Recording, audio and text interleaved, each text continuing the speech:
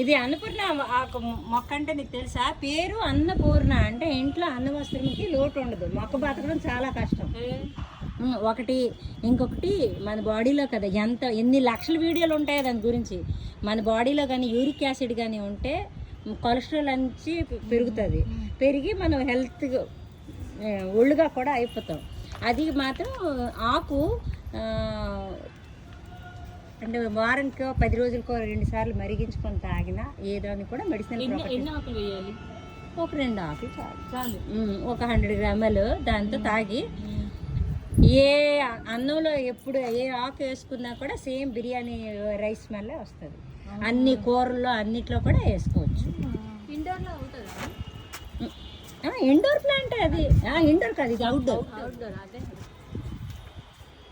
మీకు వాసనే రావట్లేదా? జలుబు చేసింది, వాసన వస్తుంది మస్తుగా. ఇంట్లో దోమలు ఉండవు పెట్టుకుంటే ఆకులు. వాష్రూమ్స్లో మంచి ఫ్రెగ్రెన్స్ వస్తుంది.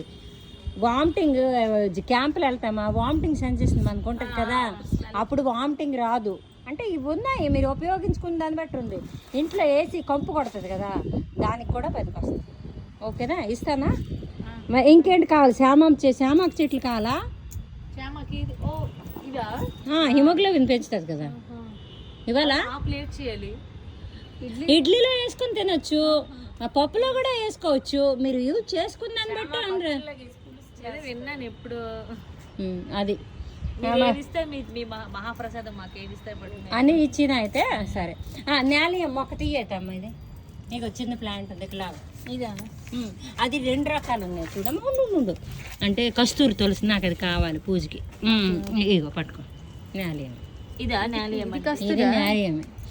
దీనికి బిటర్గా అంటే కింగ్ ఆఫ్ బిటర్ అంటారు.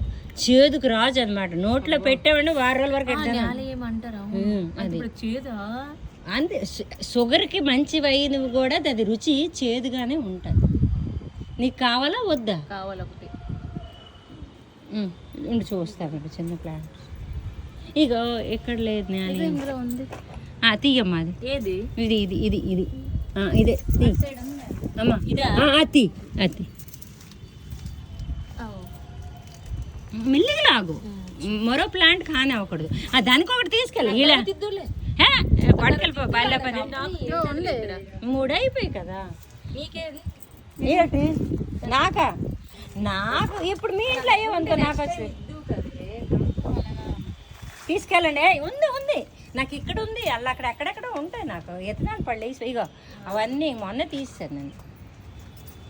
అంటే జాగ్రత్తగా అమ్మా అడ్డమాన. ఇప్పుడు నేను వాళ్ళకి అన్నా నేను కోపం తెచ్చుకో.